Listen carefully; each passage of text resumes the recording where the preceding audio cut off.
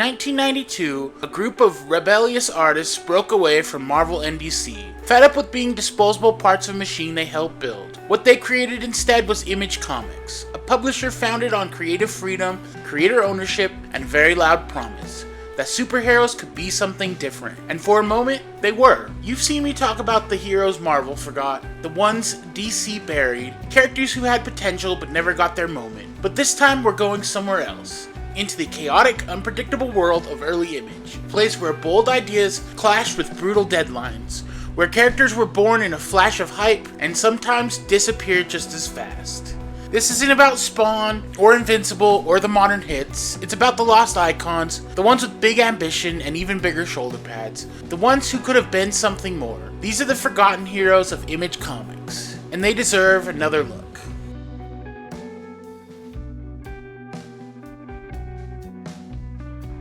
Shadowhawk, the broken hero who fought back. In the early 1990s, Image Comics exploded onto the scene like a creative supernova. Gritty, violent, creator-owned titles were the order of the day, and amid the bombastic, gun-toting anti-heroes and ultra-stylized warriors, one character managed to be both edgier and more human: Shadowhawk. Created by Jim Valentino, Shadowhawk first appeared in Youngblood No. 2 in 1992, just as Image was carving out its corner of the comics industry. But while the rest of Image leaned into spectacle, Shadowhawk was something else entirely. A masked vigilante whose mission was brutal, yes, but whose origin was tragic in a way that felt unnervingly grounded. The first man behind the mask was Paul Johnstone, a Harlem-born district attorney who rose above a tough upbringing and systemic obstacles to become a force of good in the courtroom. That ended when the mob retaliated by injecting him with HIV-infected blood, a grim act of revenge that mirrored the paranoia and stigma still rampant around HIV and AIDS in the early 90s. Shadowhawk wasn't just about fighting crime, about surviving in a world that had already tried to write him off. Unable to pursue justice through the legal system anymore, Paul took it to the streets. Donning a sleek exoskeleton known as the Shadowhawk suit, he became a one-man war zone. The suit itself wasn't just for show. It gave him enhanced strength, speed, and durability, enough to go toe-to-toe with street-level threats, and even survive beatings that should have left him broken. Its armored plating allowed him to take gunfire head-on, while integrated night vision sensors gave him an advantage in the shadows. Hidden compartments held smoke pellets, grappling hooks, and other tools of urban warfare. But his most infamous weapon wasn't built into the suit. It was a choice. Shadowhawk's signature move? Snapping spines. He wouldn't kill, not unless he had to, but he would leave a criminal paralyzed as a warning. The media didn't know what to make of him. Was he a hero, a monster, a symptom of a city too broken for traditional justice? Early Shadowhawk stories leaned hard into gritty urban terror. His methods were brutal, his appearance spectral, almost more horror figure than superhero. But under the violence was something deeper, a man wrestling with his mortality, his sense of justice, and the fear that he was becoming the very thing he swore to fight. As his disease progressed, Shadowhawk's arc shifted. Later issues took a more introspective turn. He went from cracking ribs to asking bigger questions about forgiveness, legacy, and whether redemption was even possible. Paul searched for a cure, clashed with other heroes like Spawn and Savage Dragon, and tried to come to terms with the fact that he wasn't going to make it. His death wasn't a blaze of glory, it was a quiet surrender, one of Image's boldest characters gone, not with a bang, but with the final whisper in a hospital bed. But that wasn't the end of the identity. After Paul, the Shadowhawk mantle passed on. First to a mysterious android, then to a young man named Eddie Collins, and later to other successful iterations. Each one tried to honor the legacy, none had the same impact. The core conflict was missing. The pain that made Shadowhawk feel real had been replaced by generic superhero tropes. And that may be why Shadowhawk has largely faded from view. Despite his early popularity and unique origin, he's rarely mentioned in the discussions of Image's greatest characters. Spawn, Witchblade, Invincible, they all carried on. Paul Johnstone became a footnote. Maybe because his story was too raw, maybe because it didn't have a clean, satisfying arc, or maybe because Shadowhawk dared to be something uncomfortable. A black hero marked by disease, rage, and social stigma, who refused to go quietly. But to me, that's exactly why he deserves another look. Today we're seeing a resurgence of interest in grounded, character-driven superhero stories, one that deal with trauma, race, and gray spaces between law and justice. Shadowhawk could thrive in that space. The modern version doesn't need to rehash the spine-breaking edge of the 90s, it just needs to remember what made Paul matter in the first place. His pain, his perseverance, his choice to fight, even when the system discarded him. Not every hero flies. Some crawl through darkness and refuse to stop, and that's why we need to see Shadowhawk again.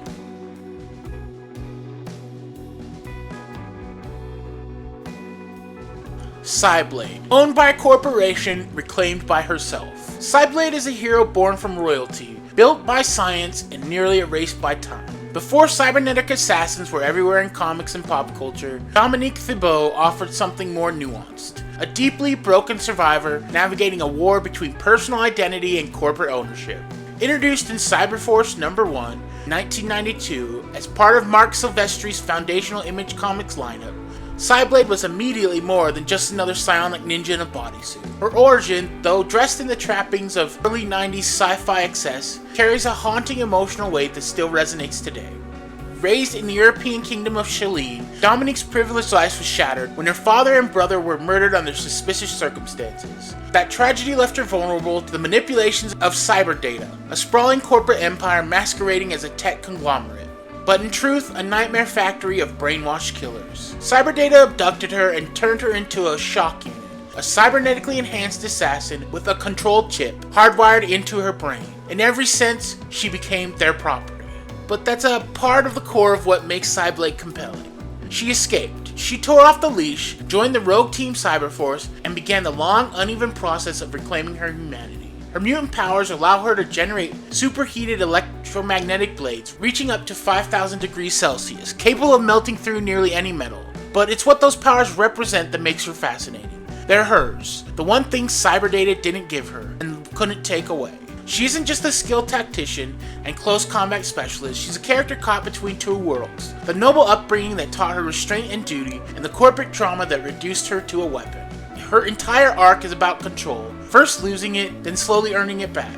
In a modern story, Cyblade could anchor a psychological, near-future sci-fi thriller about trauma, autonomy, and bodily agency. Imagine a series that explores the lingering effects of being programmed to kill, where every mission forces her to question whether she's acting on free will or some forgotten cyberdata directive waiting to be triggered. And that's before you even get into the bigger themes. What happens when corporations not only own the world, but the people in it? How do you build a moral code after yours was erased and overwritten? Could she lead others like her, damaged and deprogrammed, to resist becoming living assets in someone else's war? There's space here for social commentary, philosophical weight, and raw action. A revival of Cyblade wouldn't just be nostalgia bait. It could be a sharp, timely commentary on corporate surveillance, identity theft, and trauma recovery. She's like Jason Bourne's crossed with Psylocke, only with the opportunity to tell a story that truly digs into what happens after you stop being property and start becoming a person again. Despite a brief solo run during Top Cow's 2007 pilot season and her continued presence in Cyberforce reboots, Dominique has faded into obscurity, but the blueprint for something great is still there. She was never just another action figure in Image's 90s toy box. She was a living question about who we are when the world tries to erase us. And in today's landscape of heroes struggling with memory, manipulation, and power, Cyblade might be more relevant than she ever was.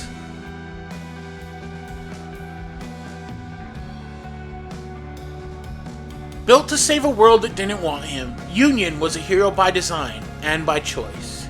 Union, real name Omen of Agenia, wasn't born a hero, he was manufactured into one. Part of a planetary arms race where sentient symbiotes called Justice Stones fused with their hosts to turn them into living weapons. Back on his war-torn homeworld, Union was a soldier in the Protectorate, one half of a civil war, fought not for peace but for dominance. Every soldier was bonded to a stone.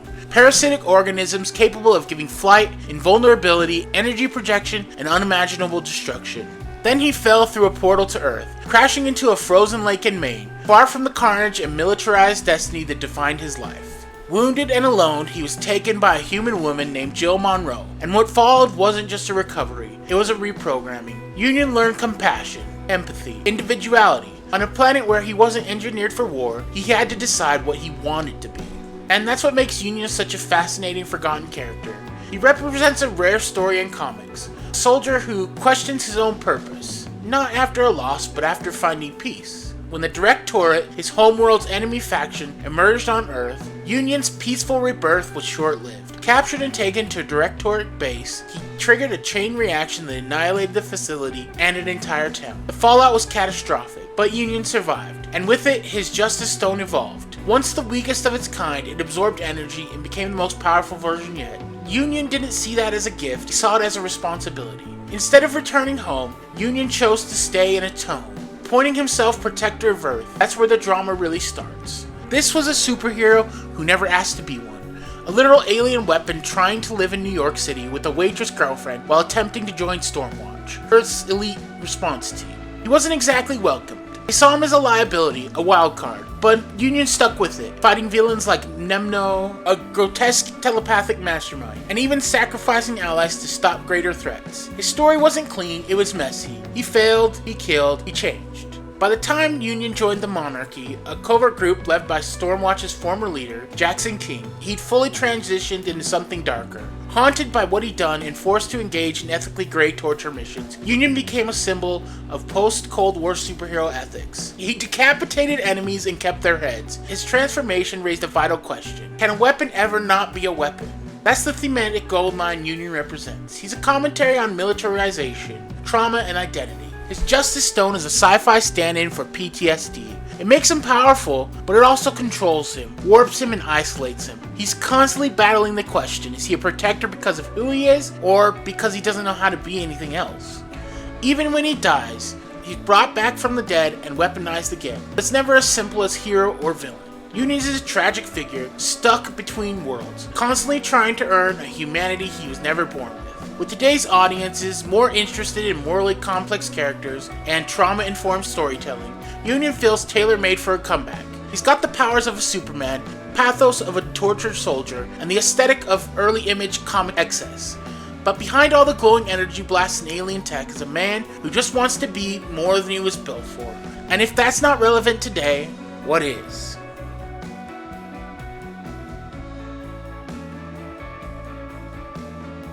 Prophet, from life-filled super soldier to sci-fi odyssey. At first glance, John Prophet might seem like just another Liefeld-ian super soldier. A muscle-bound relic from the 90s, genetically engineered for violence and strapped into a kind of costume that defies human anatomy and logic. But beneath the shoulder pads and grimdark origin lies a character who's been quietly reinvented into something far weirder, more poetic, and absolutely worth revisiting. Originally debuting in Youngblood #2, Prophet was meant to be Liefeld's answer to Captain America, with a biblical twist. He was a poor, homeless man in World War II who volunteered for an experiment conducted by time-traveling scientists from the future. Because of course he did. His DNA was altered to make him the perfect warrior, programmed to serve evil, until his creator had a change of heart and reprogrammed him to serve God instead. The plan was to cryogenically freeze him and wake him up in the future to fight a galactic evil, the Disciples. What actually happens? Prophet wakes up decades later, confused and angry, and proceeds to punch his way through a world he doesn't understand. The early 90s comic leaned hard into melodrama and guilt. He'd been used as a living weapon in Vietnam, he remembered none of it, and he felt responsible anyway. There's a raw thematic thread here about trauma and redemption buried under the era's bombast. But what makes Prophet really interesting is what came next. In 2012, Image handed the reins of Prophet over to writer Brandon Graham, who turned the character's entire mythos inside out. Instead of rebooting the series from scratch, Graham continued the numbering from the old series, starting at issue number 21, and immediately dropped readers 10,000 years into the future. Prophet is now just one of many clone versions of the original John Prophet, scattered across the galaxy, each navigating strange alien cultures, decaying spacefaring civilizations, and mutated remnants of humanity. These weren't just action stories, they were tone poems, drawing on Mobius, Jodorowsky, and heavy metal sci-fi. The art that rotated between creators like Simon Roy, Gianni Smiloginius, and Farrell Dalrymple, with each one reflecting the world through the lens of a particular Prophet clone they followed. Gone was the super soldier angst. Instead, we got high-concept pulp. Living spaceships, fermentation-based caste systems, alien caravans where each beast eats the refined waste of the one ahead of it. It was equal parts grotesque and beautiful, thoughtful and bizarre. This wasn't just a revival, it was a total mutation, and one of the most radical reimaginings of a comic book character since Swamp Thing. Prophet's story is ultimately about identity, legacy, and adaptation. He was created for war and repurposed for faith, then fragmented into dozens of beings who all interpret their mission differently. There's fertile ground here for modern storytelling. Imagine exploring what it means to be a clone of someone who is already struggling to define himself. What happens when a soldier engineered for a blind purpose is forced to confront the absurdity of the galaxy? What does God mean to someone born of science, stretched across the millennia, and embedded in alien cultures? In many ways, Prophet was ahead of its time. The 2012 to 2016 run proved that characters born in the era of pouches and bloodshot eyes could evolve into something smarter, stranger, and more artistically daring. It's one of the best sci-fi comics of the last decade, quietly sitting under the radar, waiting to be rediscovered. With the right creative team, Prophet could easily return, not as a throwback, but as a cornerstone of a new, speculative comic storytelling. And if nothing else, any hero who once confused young blood for demonic space invaders deserves a second chance.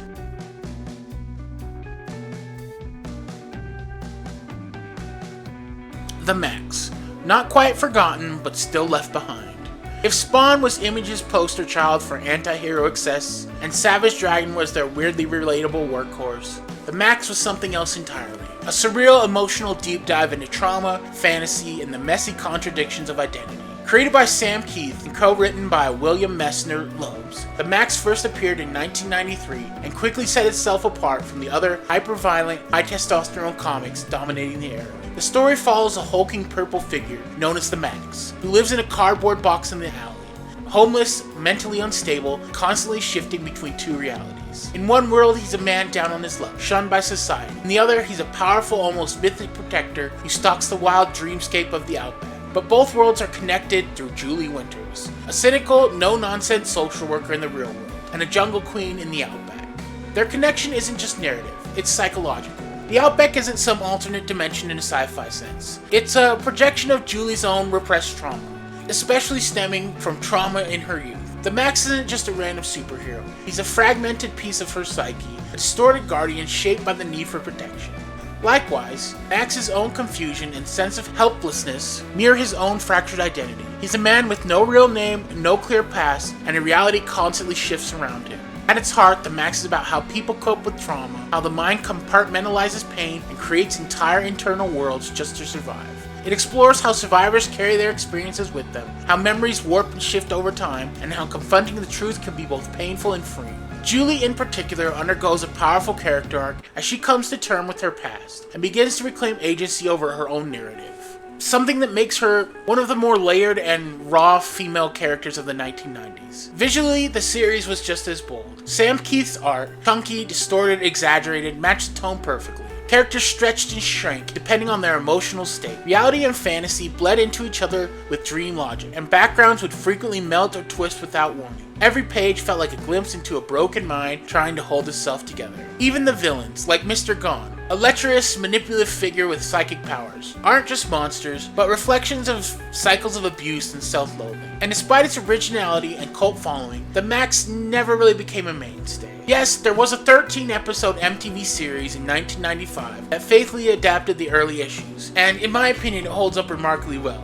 You should check it out. And yes, there was a Batman crossover, Arkham Dreams, in 2018 or 2019. But unlike other Image characters, Max has never had a second act. He hasn't been rebooted into a shared universe. He doesn't headline ongoing titles. Even the Batman team-up felt more like a nostalgic indulgence than a serious attempt at revitalization. A Max film has been in supposed development with Channing Tatum attached, but as of now, it's kind of gone nowhere. In a time when comics are more open than ever to psychological storytelling, unreliable narrators, and stories about trauma, The Max, a comic already doing that 30 years ago, sits on the sidelines. A new series could go even further. It could explore homelessness and mental illness with more nuance, dive deeper into the idea of shared dream realities and emotional landscapes, and revisit Julie as an adult, looking back on the choices she made. It doesn't even need to be a superhero story. Max was always more than that. It was meditation on pain and the stories we tell ourselves to survive.